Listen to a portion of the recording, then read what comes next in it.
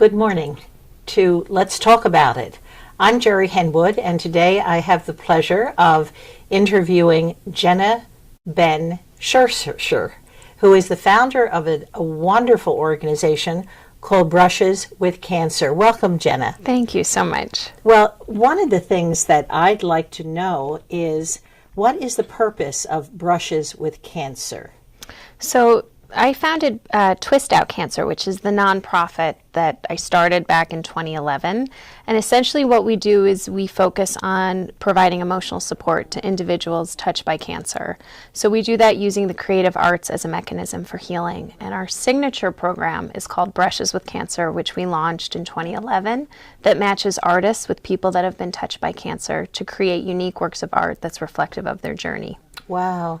Now, how do you match up cancer patients with the artists? Yeah, so we put out a call for applications in whichever city we're working in. So right now we're focused on Philadelphia.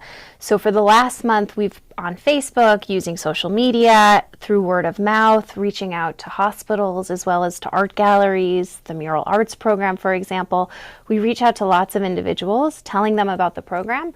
They each apply to participate, and then our host committee and our board goes through the applications very carefully to see who's come in and why they've decided to participate. And then we start to see some overlap between the applications as to why they want to be a part of this unique program. And then we make those matches. And sometimes the more unexpected or the more unusual, the better, we have found. So we try and create what we call unexpected intersections between artists and people that have been touched by cancer. And then they connect over a 4-month period and create unique works of art that we exhibit and then auction off. That's amazing. What is the medium that the different artists work in? We've had all different types. So I think there's a common misconception that we're only looking for painters. We've had photography, we've had dance, spoken word, jewelry, we've had all different types. We're really open to any type of creative art. That's amazing. And the cancer patients themselves, are they both men and women? And actually, they don't need to be in treatment. They don't need to be patients. So we talk about inspirations as anyone that's been touched by cancer. So it could be survivors, anyone that's heard those 3 words, you have cancer. It could be previvors, so people that are genetically predisposed to cancer. So we think about BRCA1 and BRCA2, people that have a higher risk of ovarian or breast cancer.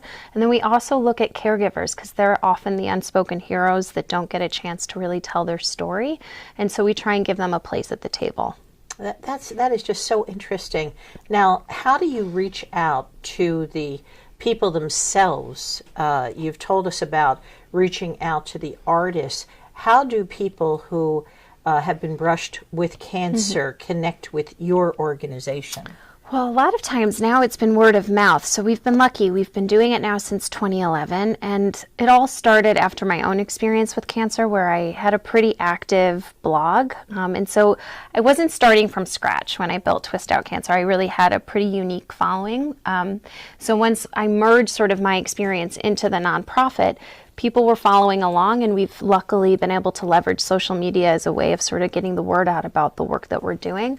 And of course, hospital partnerships and working with other cancer nonprofits are so important for us in terms of getting the word out and really reaching people that need these types of services. I was going to ask you what the inspiration for the program had been, and you mentioned your own brush with cancer.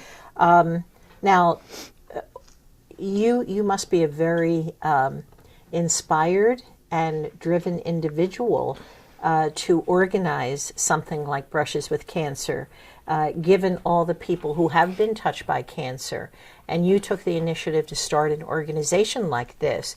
How did you develop the organization?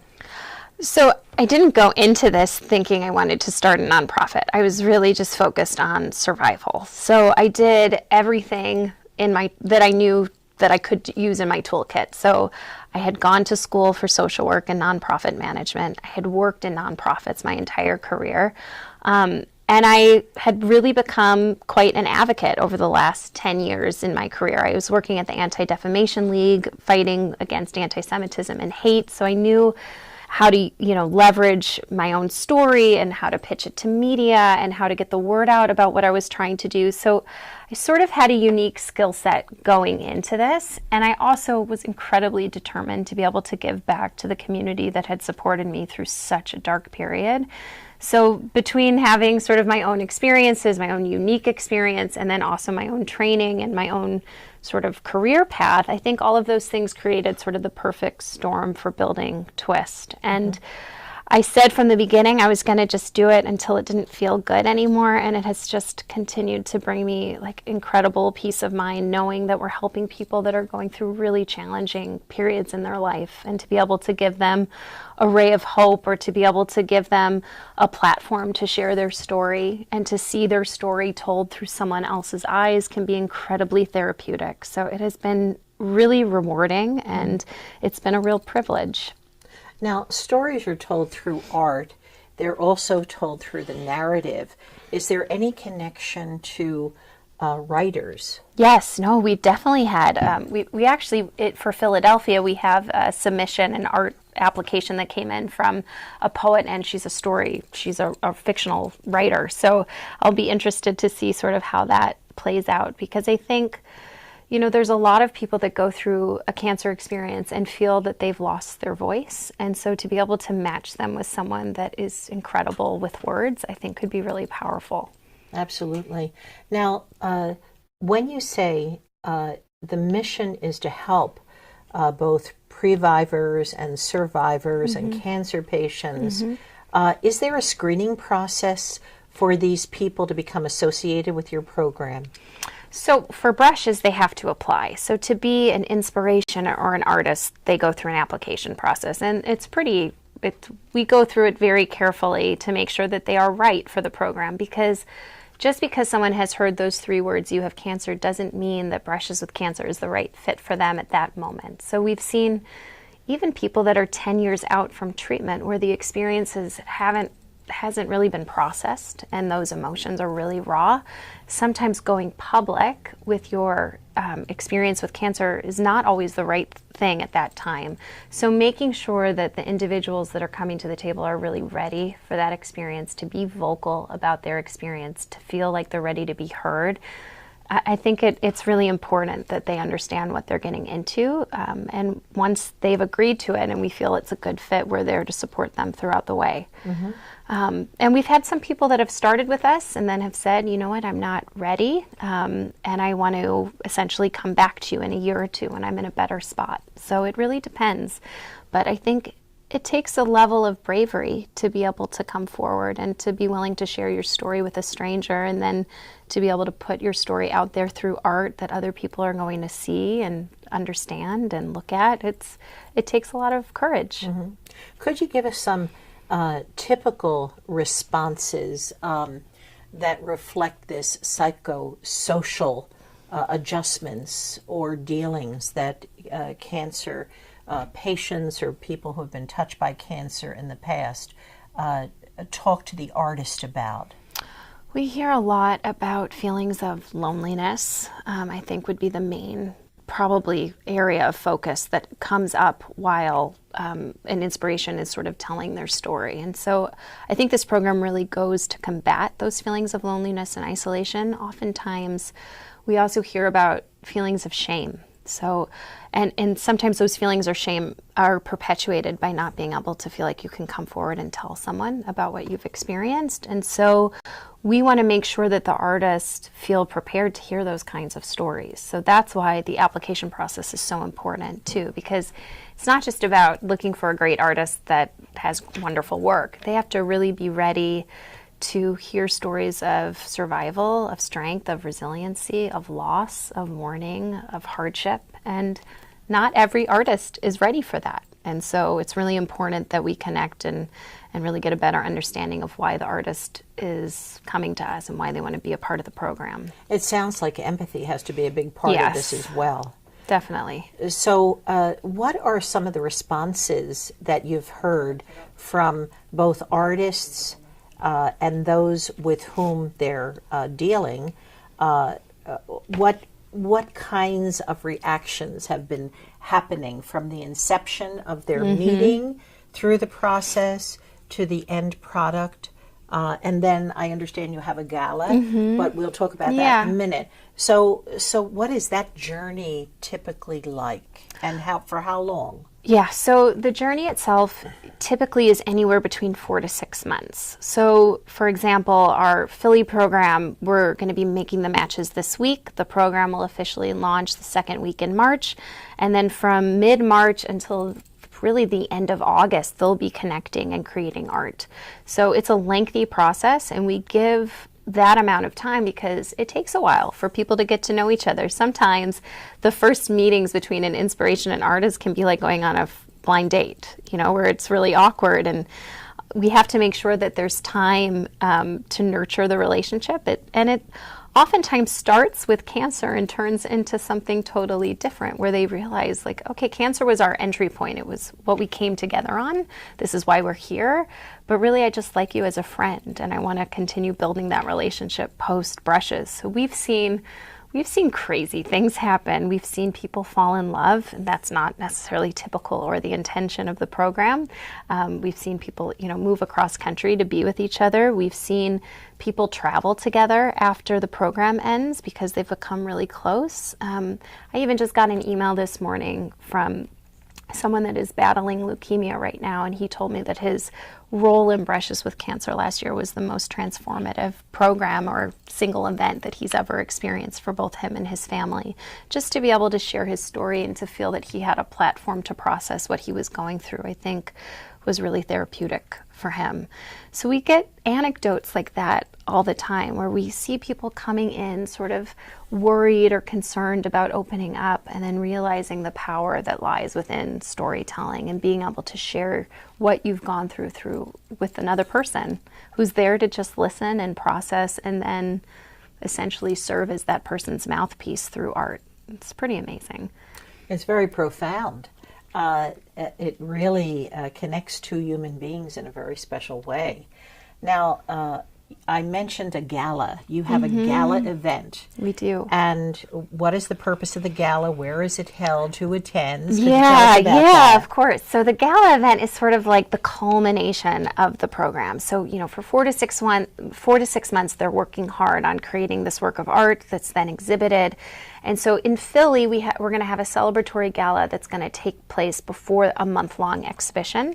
And that celebratory gala is a place for the inspirations, the artists, their family, friends, and community members, people that really care about psychosocial support for individuals touched by cancer, and that also really care about the creative arts as a mechanism for healing. Those members of the community come together to create this amazing community. And it's an evening that focuses on storytelling, on hope, on survivorship, on mourning. It's really like such an emotional night, and it really runs the gamut from joy and hope to sadness, and people always end up leaving really rejuvenated and feeling like they're a part of something much bigger than their own story. And I think that's what's so important. Is I can relate to this as a cancer survivor, that you get so focused on your own journey, on what you've gone through, and there is something about being able to tell your story and then put it out there, and then it's no longer just yours. It's also for the community to hold and to sort of cherish and to learn from. And so I think knowing that you're a part of a larger movement and a larger group of people that understand sort of the importance of what they've gone through, I think can be really healing for those involved. And it's also just an amazing party. In addition to being, all of those emotional things. And where is this party held? So in the past, we've done this now in Chicago, and Detroit, Montreal, and Toronto, and Tel Aviv, and Ann Arbor. So we are firming up the details this week. I can't reveal exactly where it's going to be, but it's going to be the second week in September in a place that's very Philly. So we're excited about it. Okay. Yeah. Now, you'll be advertising the event in case people want to come. Absolutely, yes. And we'll be selling tickets, and if people want to get involved in sponsoring or, getting involved in all different types of ways, we have opportunities. We're looking for volunteers, certainly, for the day of. And then after the actual celebratory event, we're so lucky that the art is then going to move to the Old City Jewish Art Center on 2nd Street. And for a month, from mid-September to mid-October, all of the artwork will be on display for people to view. So if they can't make the celebratory event, they certainly can come to a First Friday or an art therapy program that we'll be running in the space. And where exactly is the location of that? That's on 2nd Street, in Philadelphia, in Old City. They'd have to just, and again, the name of that location? It's the Old City Jewish Art Center. Okay. Yes, So and that will all be on our website. all right, I'll have to look that up. Yeah, because I I'm hope in you'll come. Philadelphia. Oh, I'm getting anxious to come. Some of the representative pieces that I've seen in preparing for our interview were just wonderful. Oh, thank you. Looked very, very interesting. Now, you said that in addition to the a poet, I've noticed in some of those things that I've mentioned, there were oil paintings, there were watercolors, there just some lovely, lovely pieces that anybody would be proud to have. Have any of the people whose story has been told through art decided to purchase anything? Oh, yeah, we get that all the time. Yeah, so what's actually also really unique, I think, about this event, and when we first started it, we weren't sure how it was going to work, if it would go over well. But, our program, in order for us to run the program, we have to be fundraising throughout the year. And Brushes with Cancer is a big fundraiser for us. So whatever is raised goes right back into funding the next Brushes with Cancer. And what I'll tell you is that we intentionally auction the artwork off. And the intention behind that is that, so like I mentioned to you before, we're all about creating these unexpected intersections between artists and inspirations. But by auctioning the artwork, we have these amazing sort of things that happen at the event where strangers may purchase the piece of art for the inspiration. We've seen people get really kind of heated about it, and then an artist say, well, I'm going to create something brand new for you if you really want this piece so badly.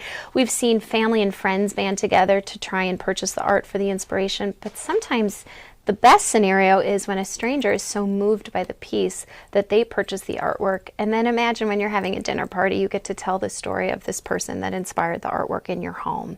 So all of a sudden, it's not just about having pretty art on your walls, but it's having art that personifies resiliency and all of these other things that go along with the cancer stories. So it can be really moving, and that also creates this new connection between a stranger and inspiration and an artist that otherwise wouldn't have happened.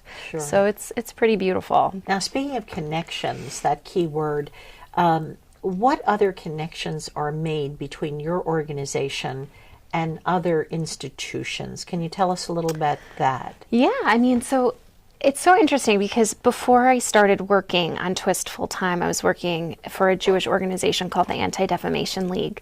And what I have found that's been so different about working in the cancer space is that there's just this feeling of sort of collaboration and camaraderie. We're all working towards a similar cause, but from very different angles. Like, no one wants cancer to be around for any longer. Everyone is working towards eradicating it. And some are doing it through research, some are doing it through emotional support, some are, there's all different ways of sort of attacking one problem. And I think what's so nice about it is we've been able to make just tremendous inroads by working with other nonprofits that are doing similar kind of work. So an example is, like, in Chicago, we have a program called Twist Shops, which are art therapy workshops where we bring people that have been impacted by cancer to come together for a 3-hour workshop that's led by an art therapist. And we're working with an organization called Immerman Angels, which is an amazing nonprofit based in Chicago, but has worldwide reach, that essentially has mentor angels, so an individual, let's say for me, I was diagnosed with gray zone lymphoma. I'm able to reach out to Immerman Angels and say, I want to be mentored by someone that is a couple steps ahead of me.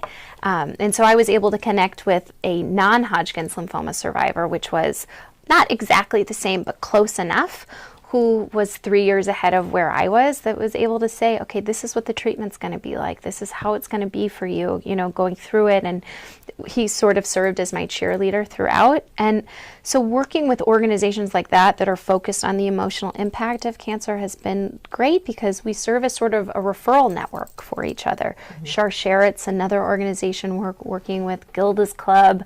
We just formed a partnership with MD Anderson at Cooper in Camden, and so we'll be bringing Brushes with Cancer to their hospital in 2020. So we've just got a lot of just things brewing, and I think that we're able to make more of an impact when we're able to collaborate. And so we just see, that type of work as really important moving forward for everyone. Oh, I definitely agree. Having been involved in collaborative educational efforts in the past, Okay. One of the things that I was thinking about in particular was that the medical community in the past, not currently, but they did not focus, for example, as part of their educational preparation on nutrition. Right. And nutrition has been recently added, albeit maybe not as much as it could be. And I was wondering what the relationship to the medical profession in particular, given your support psychosocially, because they work hand in glove. Oh, yeah. So have you gotten any responses from the medical community? Obviously, Cooper now you've mentioned, but other institutions? Yeah, so we have our brochures in a lot of major hospitals, especially in the waiting areas where, you're waiting for a diagnosis, or you're waiting for a chemotherapy appointment. I think a lot of people are looking for help, and they're looking to learn about what they can do outside of a hospital setting. So we definitely see hospitals as tremendous partners for us. And a lot of physicians and social workers in particular are looking for resources to be able to provide their patients with. So to be able to say, okay, once you're done with this, once you leave my office today, here's an amazing organization that could help you, on the healing side of things. I think, it's kind of a no-brainer for us, and it's a free thing for them to be advertising. So we've tried to get on the radar of as many medical institutions as possible because we want to help their patients.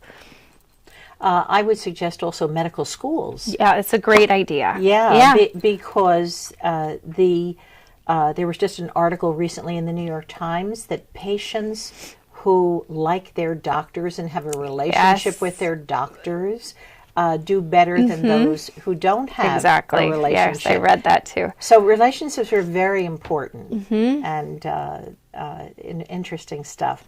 So now I want to get back to the psychosocial benefit that your organization serves.